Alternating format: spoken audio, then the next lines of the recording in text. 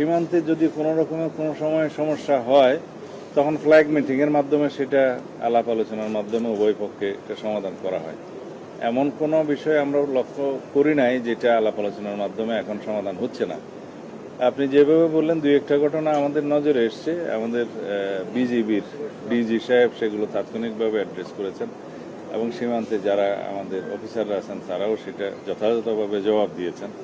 দুই একটা জায়গায় হয়তো পাল্টা গোলাগুলির ঘটনা ঘটেছে, সেটা স্বাভাবিক প্রক্রিয়া, এরকম হয়ে থাকে। তারপরে ফ্ল্যাগ মিটিংয়ের মাধ্যমে সেটা সমাধান হয়। এমন কোনো ঘটনা হয় না যেটা জাতীয়ভাবে উত্তেজনার সৃষ্টি হবে, সেরকম কোনো ঘটনা হয়নি। ধন্যবাদ। এই দেশে সাম্প্রদায়িক সম্প্রীতির দেশে আমরা সবারই ধর্মচর্চার স্বাধীনতাকে অক্ষুণ্ণ রাখার জন্য অবশ্যই আমাদের যথাযথ পদক্ষেপ নেব এবং জেলা প্রশাসন এবং পুলিশ প্রশাসনকে আমরা অনুরোধ করছি তারা যথাযথ ব্যবস্থা নেবে যাতে স্বধর্মাবলম্বী তারা নিজেদের ধর্মীয় কালচার অনুসারে তারা নিরাপদে তাদের সমস্ত আচার অনুষ্ঠান, ধর্মীয় আচার অনুষ্ঠান পালন করতে পারে।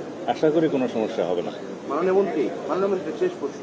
সাভারের মতো জায়গায় 96টা সিসি ক্যামেরা স্থাপন করে মাদক ব্যবসা চালানো হচ্ছে পুলিশের সামনেই।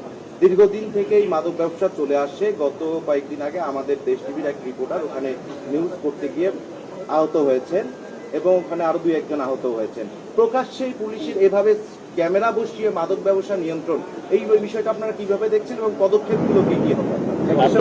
আপনার রিপোর্ট এবং তথ্যটা দেন, আমি এখনই ব্যবস্থা নেব। কোথায় আইজি সাহেবকে দেন, আমরা এখনই ব্যবস্থা নেব। তথ্য রিপোর্টটা দেন, আমরা এখনই ব্যবস্থা নেব। না, আমি বলছি যে তথ্যটা দেন, আমরা 24 ঘন্টার ভিতরে ব্যবস্থা নেব। আইজি সাহেব এখনই আছে, আমি ওনাকে নিতে বলছি। আপনি দেন।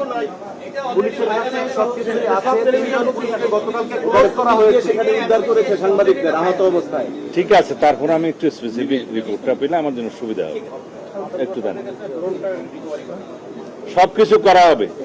বিগত 3 মাসে যেখানে যা হেনিয়াস ক্রাইম হয়েছে বা কিছু হয়েছে সেগুলো আমরা সময় মতো সবকিছু পদক্ষেপ নিয়েছি।